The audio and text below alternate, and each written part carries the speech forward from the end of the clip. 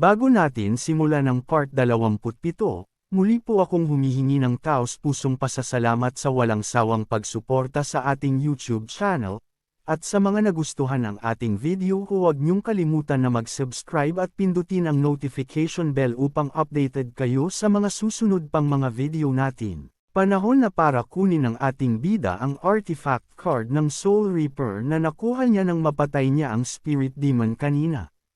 Sa wakas, lumitaw ang isang malaking pulang Spirit Demon sa itaas ng katawan ng ating bida. Malaki ang naging epekto ng paggamit ng scythe, kaya't aminado si Ching na hindi niya ito magamit ng basta-basta. Gayunpaman, kung gagamitin niya ang kapangyarihan nito laban sa isang mabangis na nilalang, posible na ma-activate ang kakayahan ng Despair Rip at maibalik ang lakas ng ating bida. Ang mga mababangas na halimaw na buhay pa ay agad na inatake ng Despair Reaper na napakabilis at napakalakas. Ipinaalam ng sistema na na-trigger na ang epekto ng Despair Reaper artifact kaya't naibalik ang lakas at mana ng ating bida. Bumalik sa normal ang katawan ng ating bida dahil sa hilang na natanggap niya. Ang kasalukuyang lakas niya ay umabot sa 100%, gayon din ang kanyang mana. Ang ating bida mismo ay nag-imbak ng mana potion at binawasan ang paggamit ng super regeneration. Ipinaalam din ng sistema na tumataas ang cooldown time ng skill card sa paulit-ulit na paggamit nito. Habang naglalakad ang ating bida, hindi sinasadyang naapakan niya ang isang pares ng salamin. Naramdaman niyang may kakaiba, kaya sumigaw siya ng malakas upang tiyakin kung may tao o wala sa paligid. Lumabas na sa isa sa mga lalagyan, may isang tao na nagsalita at nakiusap sa ating bida na huwag siyang patayin. Nang marinig ang boses, nalito ang ating bida kung sino ang nagtatago sa lugar na iyon. Hindi nagtagal, lumitaw ang isang lalaking nasa gitna ng edad na nagtanong sa ating bida kung nakita niya ang kanyang salamin. Sa kabutihan ng loob, ibinigay ng ating bida ang salamin na natagpuan niya. Tuwang-tuwa ang lalaki at agad niyang isinuot ang salamin. Sa pagkikita nila, sinabi ng lalaki sa ating bida na siya ay isang doktor at mananaliksik. Ang pangalan ng lalaking ito ay Song Ching Shan. Inamin niyang hindi niya alam kung ano ang nangyayari sa paligid, ngunit bigla na lamang naglitawan ang maraming halimaw sa kanyang teritoryo, tulad ng mga napatay na ng ating bida. Hindi alam ni Ching Shan ang pinagmulan ng mga halimaw. Bilang isang karaniwang tao, labis siyang natakot at naglakas loob na tumakas papunta sa isang lugar na hindi niya kabisado. Ginawa niya ang lahat ng ito para lang makaiwas sa mga halimaw. Wala nang ibang pagpipilian si Ching Shan kundi magtago sa isang malaking bar aisles. Gayunpaman, naging mausisa ang ating bida kung may iba pang nakaligtas sa lugar na ito na nakita ni Ching Shan. Nang tanungin siya, sinabi ni Ching Shan na hindi siya naniniwala dahil ang lugar na ito ay ang Abyss Hospital. Kahit ang mga hindi sugatan ay mamamatay dito, kaya't halos imposible ang pag-asang mabuhay, lalo na para sa mga may kapansanan o nawala ng bahagi ng katawan. Nagalit ang ating bida kay Ching Shan at hinayla ang damit nito. Hindi niya matanggap ang sinabi ni Ching Shan tungkol sa mga taong may kapansanan. Kahit pa doktor si Ching Shan, tila masama ang kanyang pananalita.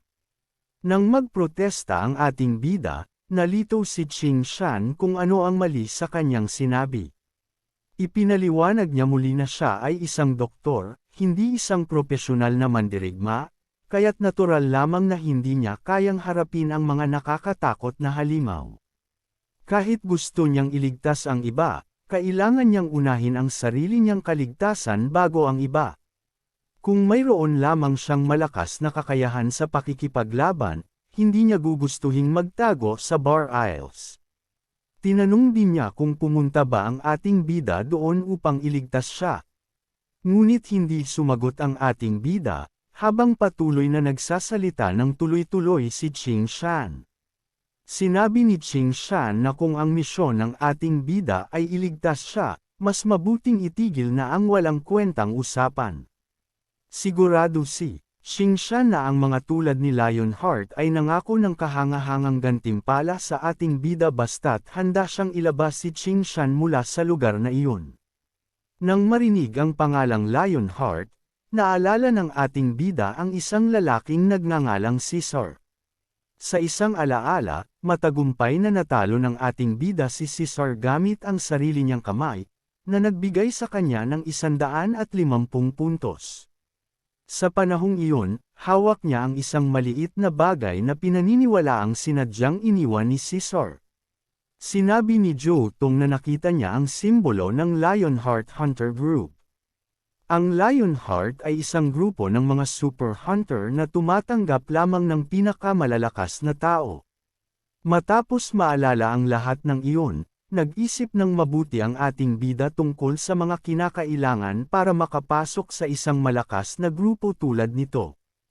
Ang pamantayan ng Hunter Group ay napakataas, at hindi alintana ang anumang bagay, agad na lumakad sang ating bida patungo sa ibang lugar, habang naiwan si Qingshan mag-isa. Tinawag agad ni Qingshan ang ating bida at sinabing hindi siya nagmula sa direksyong iyon, dapat ay nasa kabaligtaran ang labasan. Tinanong ng ating bida kung galing ba si Qingshan sa lugar na iyon, at mabilis naman itong sumang-ayon. Bukod pa rito, sinabi ni Qingshan na huwag nang mag-abala ang ating bida sa pagsadyap sa taong may kapansanan dahil kahit iligtas sila, wala naman silang pera o kakayahang magpasalamat dahil sila ay mula sa mahirap na pamilya. Humingi ng paumanhin ang ating bida at sinabing pupunta siya roon dahil naroon ang nakababata niyang kapatid na babae. Noon lamang nalaman ni Qingshan na may nakababatang kapatid ang ating bida. Lumabas na ang dahilan ng presensya ng ating bida ay hindi para iligtas si Qingshan. Dagdag pa rito, hindi rin pala siya mula sa Lionheart. Mapagkumbaba ang ating bida nang sabihin niyang nangangalap lamang siya ng basura at hindi upang itago ito. Bukod pa rito, ang pagtago ng basura, tulad ni Qingshan ay hindi talaga nagbibigay interes sa ating bida. Ang umiikot na lilang portal ay nagningning ng malaki, at ang nakakatakot nitong liwanag ay tila humihila sa ating bida palapit habang ang mga bulong ng panganib ay pumuno sa hangin. Isang lalaki ang lumitaw at binalaan ang ating bida tungkol sa walang hanggang labirinto. Ang kanyang mga sinabi ay nagpakita ng karanasan at lihim na layunin. Nagdalawang isip ang ating bida, ngunit iniabot ng lalaki ang kanyang kamay, nag-aalok ng gabay sa liku-likong daan ng labirinto. Kung magtitiwala ang ating bida, ang ngiti ng misteryosong lalaki ay lumawak habang inilarawan niya ang mga tukso ng labirinto at hinimok ang ating bida na sumunod sa kanyang inaalok na landas. Sa malalim na paghinga, lumapit ang ating bida sa portal. Ang hangin ay tila pumuputok habang tumutugon sa kanyang presensya. Nang tumapak ang ating bida sa kumikislap na lilang liwanag, ang katahimikan ay napalitan ng banayad na ugong ng enerhiya. Isang estranghero ang nagtanong sa ating bida tungkol sa kanyang mga kaanib, na nahikayat ng kanyang paglalakbay ng mag-isa sa napakapanganib na lugar. Sa kalmadong sagot ng ating bida na siya'y nagtatrabaho ng mag-isa, nagulat ang lalaki. Kitang-kita sa kanyang mukha ang pag-aalinlangan at pag-aalala. Ibinahagi ng lalaki ang mga benepisyo ng pagsali sa mga itinatag na grupo, detalyado ang kanilang mga yaman at kung paano nila sabay-sabay nilalabanan ang mga hamon sa mapanganib na mga lugar. Tahimik na nakinig ang ating bida, habang mabilis na iniisip kung paano magtutugma o magkakasalungat ang mga grupong ito sa kanyang malayang paraan ng pamumuhay. Habang iniisip, sinimulan ng lalaki na ilista ang mga organisasyon. Ang kanyang sigasig ay nagpapakita kung gaano siya naniniwala sa sama-samang pagtutulungan kaysa sa individual na pagsisikap sa loob ng labirinto. Lumapit siya, nagmumungkahi ng mga pagpapakilala sa mga grupong kanyang iginagalang. Nagbago ang ekspresyon ng ating bida, itinago ang kanyang tunay na layunin at pag-aalinlangan. Ang atensyon ng ating bida ay lumipat sa kumikislap na dokumentong inilabas ng lalaki, na naglalaman ng mga profile at mga gawain, na nagpalawak ng kanyang kamalayan sa mga potensyal na kaalyado. Ang mga alaala ng mga nakaraang pagtataksil ay nagdulot sa ating bida na tanungin ang sinseridad ng mga pangakong ito. Ang kanyang maingat na pagkilos ay nagpapahiwatig ng matatag na determinasyon. Napagpasyahan ng ating bida na bagamat nakakaakit ang mga alok, mag-iingat siya at pipili ng mga alyansa sa sarili niyang mga tuntunin. Ang lalaki ay nagsalita ng may kumpiyansa, tinatanong kung paano nakakumbinsi ng ating bida ang mga tao na walang matibay na pinagmulan upang magtiwala sa kanyang plano. Nag-isip ng malalim ang ating bida, na pagtantong hindi niya kailangang mangumbinsi, tinanong lamang niya kung nais nilang magkaroon ng mas mabuting kinabukasan. Binanggit ng lalaki ang mga hamon na may kinalaman sa pamilya at mga sakripisyo, at tinanong kung ang ating bida ay itinuturing na pabigat. Lalong tumibay ang determinasyon ng ating bida, ang kanyang mga matay nagdilim habang ang mga mapanlinlang na salita ng lalaki ay nagpalakas ng kanyang panloob na lakas upang protektahan ang mga mahal niya. Naaalala ang mga pagsubok ng kanyang kapatid na babae, mariing isinara ng ating bida ang kanyang mga kamao, determinado na akuan ang bigat ng responsibilidad para sa isang mas maliwanag na kinabukasan. Isang batang babae na may hawak na teddy bear ang matatag na tumayo, sumang-ayon na tumulong. Ang inosente niyang mukha ay nagtago ng isang matibay na determinasyon. Nag-alok ang lalaki ng pagkakataong gumaling, nagmumungkahi ng isang eksperimento upang alisin ang mga pasanin at magbigay ng pag-asa sa mga pamilyang nangangailangan. Buong tapang siyang lumapit, nagboluntaryo bilang unang kalahok. Ang kanyang katapangan ay hinugot mula sa hanggarang suportahan ang kanyang nagdurusang kapatid. Sumunod ang isa pang bata, idineklara na hindi na sila aasa sa iba. Magkatabi silang tumayo, tahimik na nilalabanan ang kawalan ng pag-asa. Ang manipulatibong lalaki ay ngumiti, nasiyahan sa tiwala ng mga bata, habang ang nakatagong makina ay naghihintay upang gawing isang hindi masabing madilim na eksperimento ang kanilang pag-asa. Sa sterile na laboratorio, ang mga kumikislap na tubo ay naglalaman ng asensya ng napakaraming buhay. Ang kanilang tiwala ay inani upang magpagana ng ambisyon ng direktor. Pinuri ng direktor ang kanyang assistant para sa pagkuha ng mga bagong kalahok. Ang kanilang walang awang mga pamamaraan ay binibigyang katwiran ng mga pangakong mag-aambag sa kabutihang panlahat. Isang misteryosong vial ang napuno ng hindi kilalang likido, ang nakakatakot nitong kulay ay nagbabadya ng mga panganib na malapit ng maganap. Ang makina ay umungol ng may nakakatakot na tunog, at sa isang pindot ng switch, nagsimula ang eksperimento. Ang paksa ng eksperimento ay nabalot ng nakakasilaw na asul na liwanag, at ang mga daing ng paghihirap ay pumuno sa hangin. Ang transformasyon ng paksa ay labis na ikinagulat kahit na ang mga sanay na siyentipiko. Isang bagay na mas madilim kaysa sa kanilang inaasahan ang lumitaw. Tumunog ang alarma ng laboratorio habang ang mga siyentipiko ay nagpanik.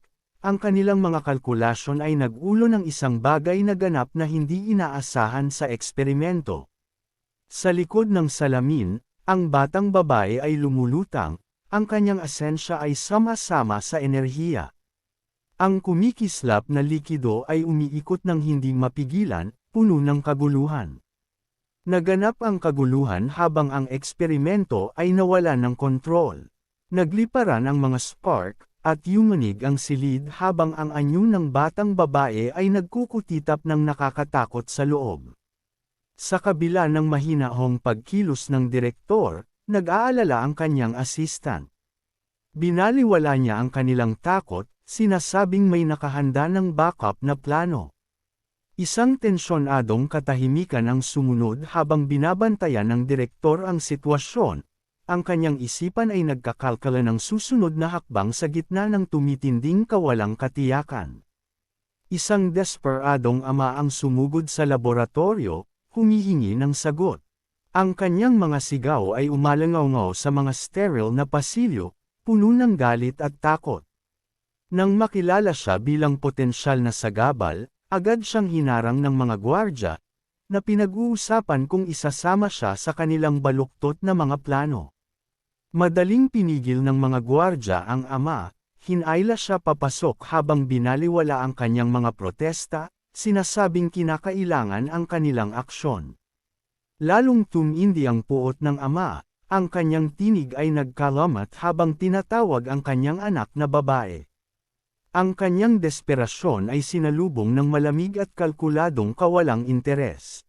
Ang direktor ay ngumisi, inaakay siya patungo sa laboratorio kung saan ang mahinang silweta ng kanyang anak ay lumitaw sa kumikislap na silid sa unahan. Inihayag ng direktor ang kinaroroonan ng batang babae, tinutokso ang ama gamit ang mga teknikal na termino tungkol sa progreso ng eksperimento at mga hindi inaasahang komplikasyon. Tuluyang nawala ang pasensya ng ama. Sumugod siya, mga kamaoy nakasuntok, handang harapin ang kalupitan ng direktor gamit ang matinding galit. Agad namang sumaklolo ang mga gwardya, pinigilan siya at pinadapa habang tinukso ng direktor ang ama, binibigyang diin ang kahalagahan ng batang babae para sa kanilang pananaliksik. Ang tingin ng ama ay nakatuon sa kanyang anak, ang puso niya'y nadurog nang maunawaan niyang ang sakripisyo nito ay bahagi ng isang malupit na plano. Ang kanyang pakiusap para sa awa ay naglahong parang bula, habang malamig na nag-utos ang direktor, inuuna ang progreso kaysa sa pagkatao. Ang tinig ng ama ay nagkalamat dahil sa dalamhati, idineklara ang inosensya ng kanyang anak. Ang kanyang pakiusap ay sumalungat sa malamig na rasyonalidad ng direktor. Binaliwala ng direktor ang emosyonal na pagwawala, pinagtibay ang kanyang awtoridad at ipinagtanggol ang eksperimento bilang kinakailangan para sa pag-unlad ng sangkatauhan.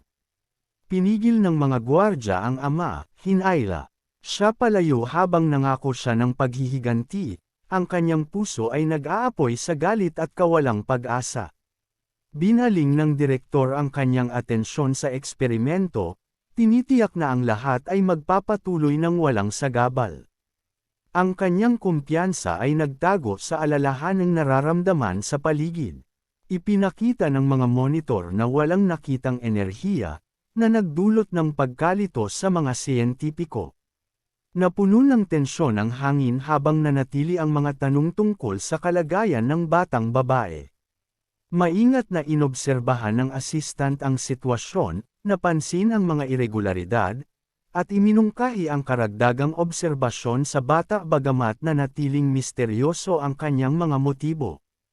Umismid ang direktor, hindi naniniwala na ang anumang mababang antas ng sagabal ay maaaring makagambala sa kanilang mga plano. Ang kanyang kayabangan ay nagtulak sa kanya na baliwalain ang mga paparating na kahihinatnan. Isa pang assistant ang bumulong tungkol sa isang scavenger na posibleng konektado sa batang babae. Tumawa ang direktor, hindi pinapansin ang ideya bilang walang kabuluhan. Sa anino, narinig niying ang kanilang mapanirang mga salita. Ngumisi siya, tumulim ang kanyang determinasyon na parang espada, handang umatake. Lumitaw ang mga tanong tungkol sa lakas ng ating bida, habang kumalat ang mga bulong-bulungan tungkol sa kanyang imposible ngunit kahangahangang mga gawa, na nagdulot ng pagdududa at takot sa isipan ng mga siyentipiko. Ang isip ng isang siyentipiko ay mabilis na nagbalik sa takot habang naaalala ang kanyang pagtataksil.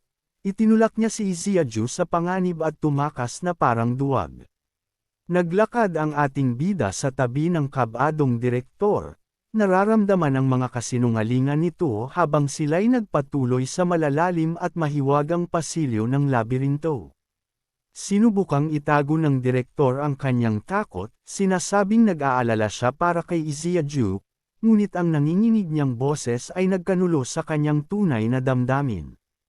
Sa kaloob-looban, siya'y nagpapanik, naaalala ang kanyang pag-abandona kay Iziaju, at pinangangatwiranan ang kanyang mga aksyon bilang Pinilit ng direktor na pangalagaan ang sarili habang pilit niyang itinatago ang kanyang pagkakasala kay Ying.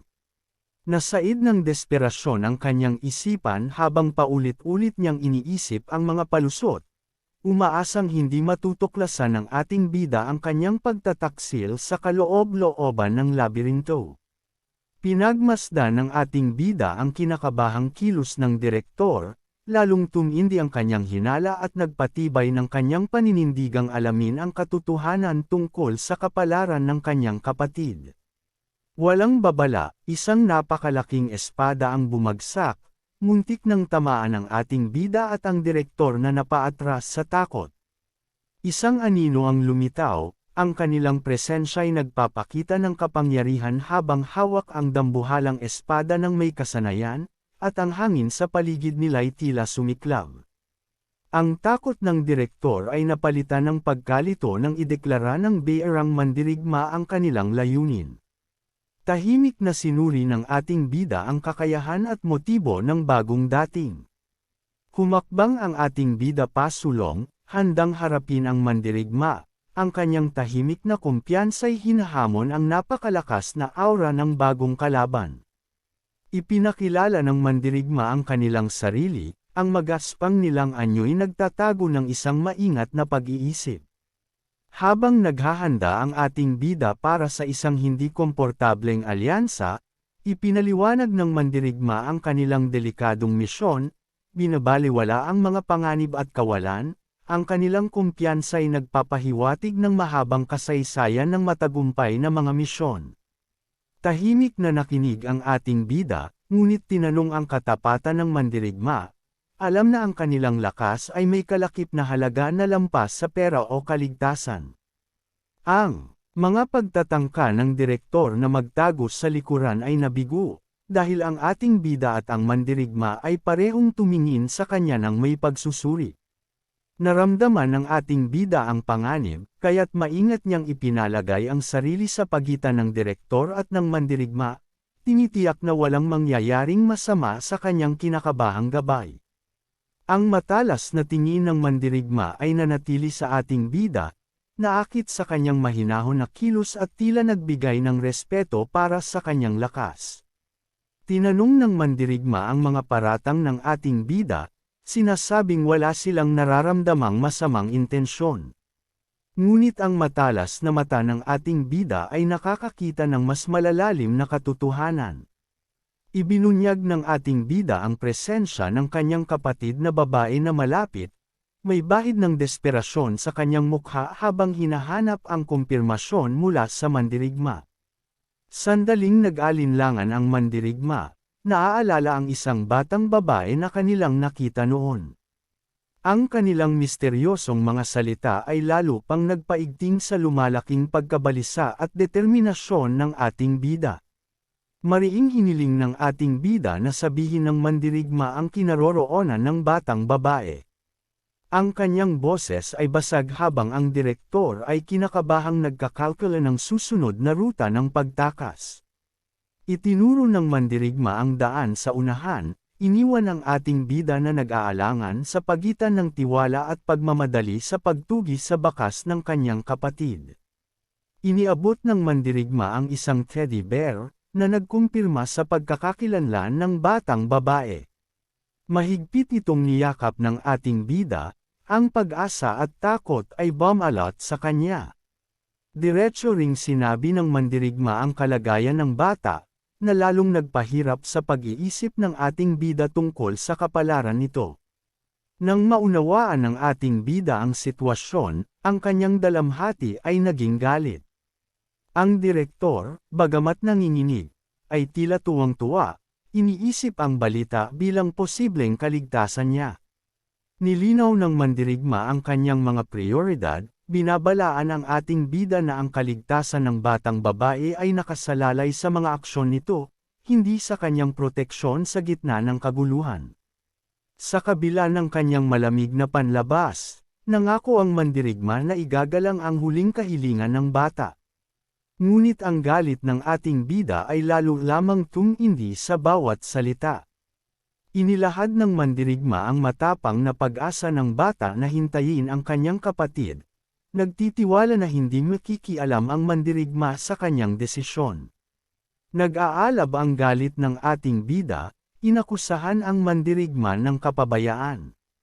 Ngunit malamig na ipinagtanggol ng mandirigma ang kanyang papel bilang isang bearang mandirigma. Ibinunyag nito ang sumpa na dala niya, isang madilim na katotohanan na nagdadala ng kapahamakan sa sinumang sumusunod sa kanya, na pinilit siyang mabuhay ng nag-iisa. Mga idol, kaibigan ko ang gumawa ng video na ito, kayo na ang magsabi sa comment section kung mayroon ba siyang maling ginawa or ako na lang ang mag-script ng bisurero na ito.